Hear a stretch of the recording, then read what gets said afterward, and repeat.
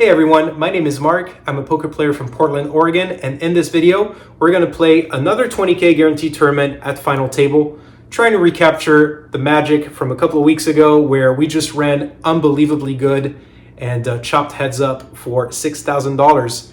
You can watch that sick run good in Vlog 9, parts 1 and 2. I'm going to throw a link up here and I'm going to throw a link in the description. These videos have been doing really well. I want to take a second to thank everybody who liked, commented, and subscribed. I really appreciate it. We're going to get to the action in just a sec, but first I wanted to share a quick announcement that I will be going to Las Vegas to play one of the tournaments in the Win Signature Series. I'm going to play the $400 buy-in 100K guaranteed tournament. Hopefully they let me vlog there, and hopefully we run good. All right, that's it. Let's go to the action. I'll catch you guys later.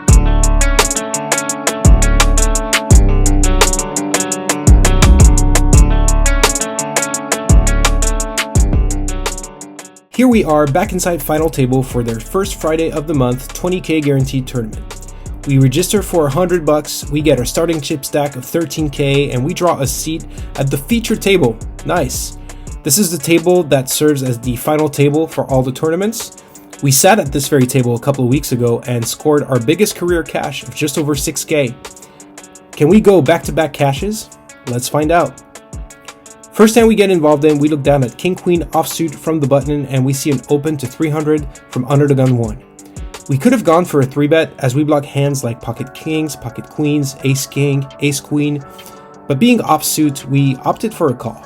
Being suited doesn't increase the equity of our hand by much, but in the early stages of a tournament where everyone is deep stacked, you want to play holdings that have the potential to make very strong hands such as big flushes, big straights, ideally both, hands that will make a better hand than just one pair. So in this spot, we went with a call, and both the small blind and big blind come along. We go 4 ways to a flop of 8-3 queen with 2 clubs. The initial raiser checks to us, and we bet 300. I'm not really sure what I was thinking. This is way too small on this board, but it is what it is. Small blind calls, and the big blind raises to 1500. The initial raiser folds. We make the call with top pair. The small blind folds. We go heads up to the turn, which is the 5 of hearts. The big blind bets 2200. We're a little bit concerned they may have a set of 8s or 3s, but with top pair, we call the 2200. The river is the 3 of clubs, which completes the front door flush draw, but also makes it less likely that we're up against a set of 3s. The big blind now bets 3800. I wish I could give you a well thought out reason for why I decided to call, but honestly, I just had a gut feeling that we were good here. So we call, and the big blind shows knight 8 offsuit for a flop second pair that I guess they turned into a bluff. Very strange hand, but happy to be picking up a decent sized pot. In the following hand, we pick up ace jack of hearts in the low jack. There are a couple of limps from the under the gun and under the gun 1 positions before the low jack raises the action to 1200. Another hand we could have 3-bet, but the table has been playing pretty loose with lots of limp calling, so we don't want to build huge pots pre-flop just yet. We're happy to take this very playable hand post-flop without bloating the pot. The button calls, action folds back around to the under the gun 1 player who comes along as well. We go 4 ways to a flop of jack deuce 8 rainbow. Once again, no continuation bet from the pre-flop raiser and action checks to us. Holding top pair top kicker, we're confident our hand is best, but could benefit from thinning out the field a little bit, so we throw out a bet of 1600. The button calls, the under the gun 1 player folds, and the low jack calls. 3 ways to a turn, which comes the 6 of spades, bringing a second spade on the board. Action checks to us again, and we bet 3600, which is, again, too small. We should probably be sizing up to around 7000 on this board that's getting more connected. The button folds, and when action comes back around to the low jack, they min raise us to 7200. Definitely a suspicious raise, but we only have to call an extra 3200 into a pot that's over 20,000, so folding top pair top kicker seems like a mistake. We go heads up to the river, which comes the 3 of diamonds, and the low jack goes all in for 8200. We have to call 8200 into a pot over 32,000, so we only need to win about 25% of the time to make this call profitable, and I suppose we didn't make it to this point to fold on the river. Still not a super comfortable spot, but we were once again a non-believer, so we make the crying call, and our opponent shows ace 7 of spades for a missed flush draw. As someone who tries to study and become a better poker player, I try to rationalize all my decisions and refrain from making gut plays. So I'm not 100% happy with the way I played those hands, but from a results perspective, I'm of course happy to kick off this tournament with 2 nice spots coming our way. Next hand we peel jacking off on the button.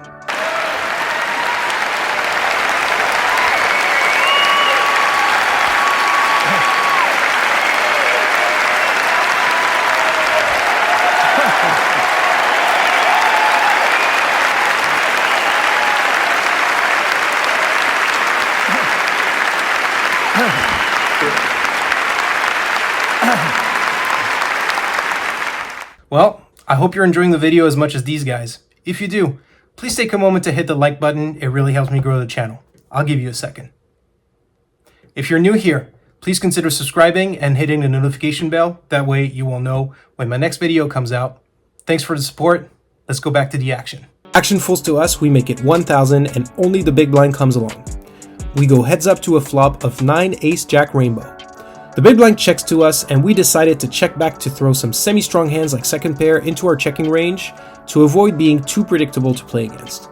The turn is the queen of hearts and the big blind checks again. With the second over card to our pair of jacks now on the board, we're good with checking back and taking our hand to showdown. The river is the 6 of diamonds, and when the big blind checks to us a third time, we feel like we should at least try to get some thin value out of our third pair. So we throw out a small bet of 800 to get a crying call from a 9 or maybe some kind of under pair, but the big blind folds.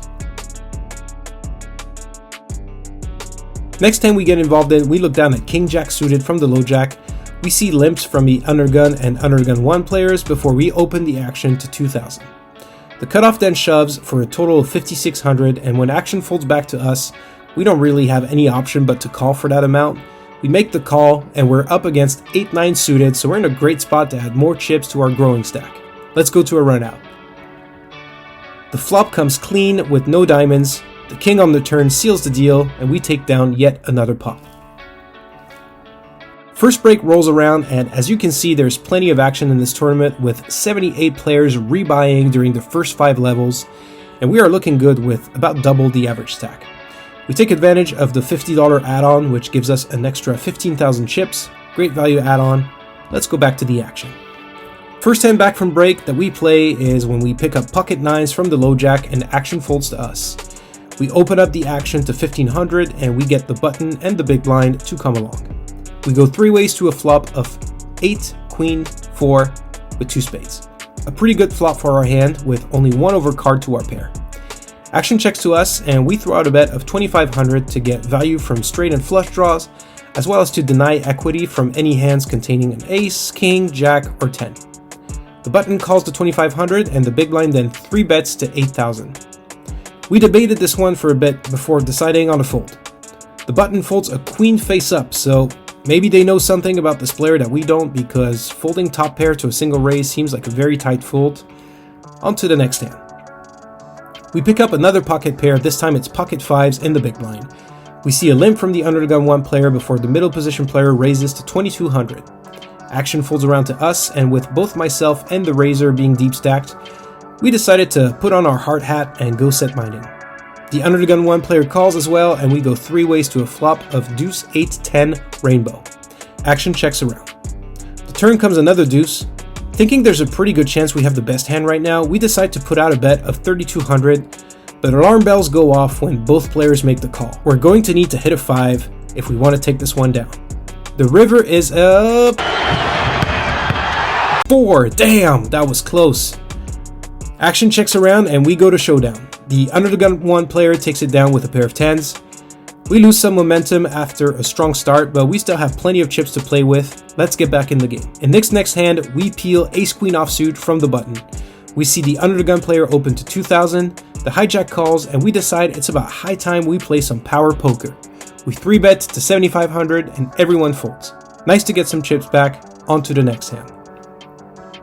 Following hand we get involved in, we pick up our first premium of the night, pocket kings in middle position. Action folds around to us. We open up the action to 2,500, but sadly, everybody folds. Nobody wants to play with me. Next hand, we look down at a beautiful King 7 offsuit from the button, and action folds to us. We open up the action to 2500, hoping to take the blinds down, but the small blind has different plans and defense. We go heads up to a flop of Queen 3-8 with 2 spades. The small blind checks to us, and we didn't raise King 7 pre-flop to check on the flop. We make a continuation bet of 3200, and the small blind smacks us with a good old check raise all in to 18,000. Well, we took a chance, it didn't work out. Not much we can do here but fold, and the small blind proudly shows King 10, thinking they bluffed us, but guess what? Joke's on you, buddy. You had the best hand.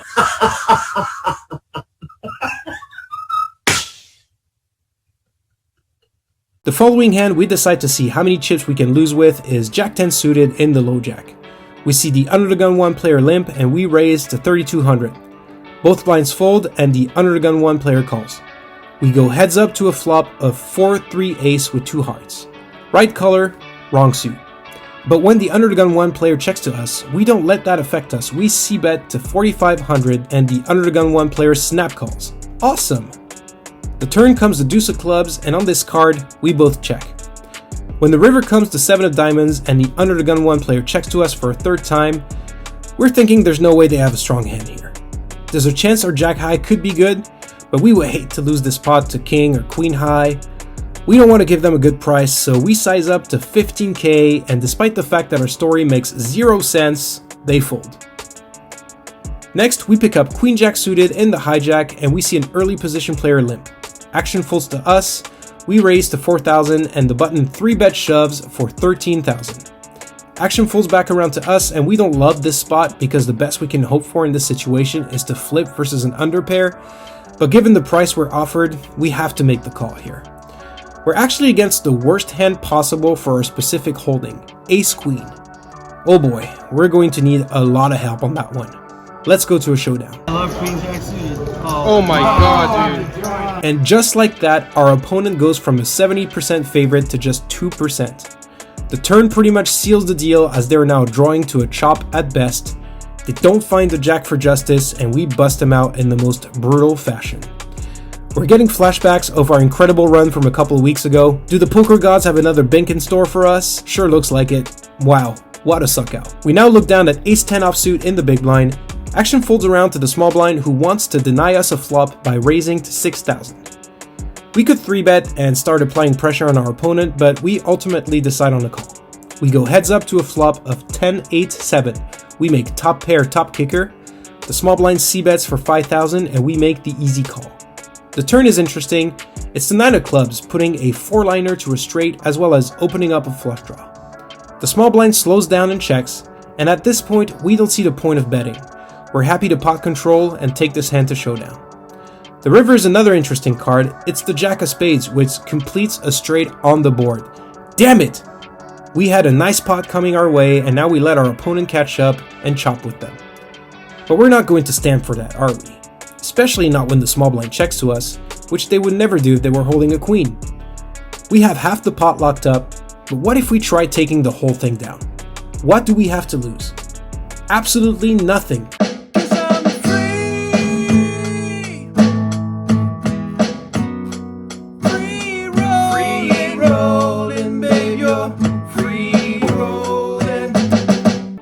We throw out a bet of 15,000 and it goes through. The small blind folds. Let's go. We are now on break number 2 with 78 players remaining and 18 getting paid. We still have well above average stack, but still a long way to go before reaching the money. Our table breaks and we are moved to a new table. Let's go back to the action. We get a nice welcome to our new table, as shortly after sitting down, we get dealt pocket jacks under the gun. We open to 6,000 and we don't waste any time getting into a big pot, as the button 3-bet shoves for 27,000, or about 13 big blinds. Action folds back to us and we have an easy call. We're up against pocket 8s and in a great spot to chip up. Let's go to a showdown. We flop a set and have our opponent drawing very thin. The turn seals the deal and we take down a very nice pot. A few hands later, we look down at ace 10 suited in the small blind. We see a limp from the middle position player and action folds around to us. We raise to 15,000, and when action gets back around to the middle position player, they 3-bet shove for 30,000. I don't love the spot because short stack players will sometimes limp, hoping to trap and rejam with premium hands like pocket aces, kings, or queens. We hope that's not the case because we cannot fold for that price. We make the call and are elated to see that our opponent has ace-9 and we have them crushed. Let's go to a showdown. The flop is 8-7 deuce and looking great for us. Turn is a king. We only need to dodge a 9. Phew, that was close. But we hold and pick up another decent sized pot. As more players bust, tables need filling up and we are moved to table number 2. At this stage, there are 43 players left, and despite having only 20 big blinds in our stack, with 125k, we are still above the average of 102k. Lots of shallow stacks across the room, and with blinds steadily increasing, there's going to be a lot of shoving. We're going to have to pick our spots wisely in order to keep building up our stack and make another deep run. First hand at our new table, we look down at ace-jack offsuit in the cutoff. Action folds around to us and we open up the action to 15,000 and only the big blind comes along. The flop comes 10-5-5 with 2 clubs. The big blind checks to us, and this is a spot where I will almost always throw out a small bet, as small paired boards make it hard for our opponents to connect. We down bet to 12,000 and the big blind folds. The next time we get involved in, we pick up ace-jack offsuit in the big blind and we see an open shove from middle position to 26,000 and the button smooth calls. We were ready to snap call the middle position shove, but the button coming into the hand complicates things a little bit. Learning from mistakes I made in past tournaments, this is a spot where I think shoving makes the most sense to get the button out of the hand and go heads up against the all-in player.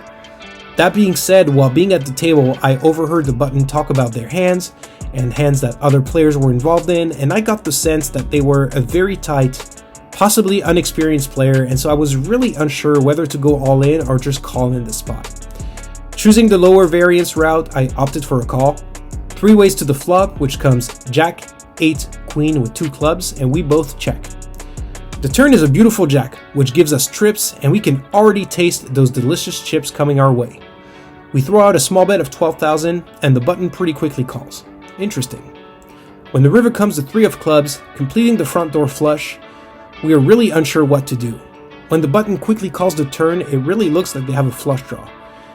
They would have most likely bet the flop if they had a queen. It's unlikely they're holding a jack, so they're going to show up with the flush pretty often here. We don't want to value cut ourselves with our trip jacks, so we check, and we're happy to see the button check back. We go to showdown and see the button had pocket 9s, so we win the side pot. And just as we thought we had the main pot locked up, the all-in player shows queen jack for a full house. Our stack takes a hit, but not our spirit. Let's move on to the next hand. I had trips. In this hand, we look down at queen jack suited in the cutoff, and actions folds around to the hijack. They shove for 18,000, barely 2 big blinds. With just over 12 big blinds in our stack, and a good but vulnerable hand, we decide to 3-bet shove on top of their all-in to try and get the other players out of the hand and go heads up to showdown with what's likely to be the best hand. We do get our heads up showdown, however, we're up against one of the worst holdings they could have against our specific hand, king jack. Let's see a run out. No help for us on the flop, the king on the turn gives our opponent the win, we are drawing dead. We are now severely short stacked and need to find a spot to double up soon. We are now on break number 3, there are 31 players left, so still 13 players to bust before we reach the money. We have our work cut out for us, we're going to need 1 or more double ups if we hope to cash tonight. One such opportunity arises when we pick up queen jack offsuit in the undergun 1 position. We open shove for our remaining stack, 68k, and the middle position player doesn't waste much time shoving their own stack, which largely covers ours. Not a great feeling to see a snap shove when holding queen jack. Let's just hope we're somewhat drawing live. We get our wish as we're up against ace king, so given the situation, we're actually in a pretty good spot here being a 2-1 underdog. Let's go to the showdown. We're off to a horrible start as the ace on the flop all but secures the win for our opponent. The 5 of spades on the turn seals the deal, and we are out 11 spots away from the money. So there you have it, no cash, but still had a lot of fun playing and had a lot of fun making this video. Thank you so much for watching, and please don't forget to like, comment, and subscribe. Help me grow the channel. I'll see you guys in the next one. Bye.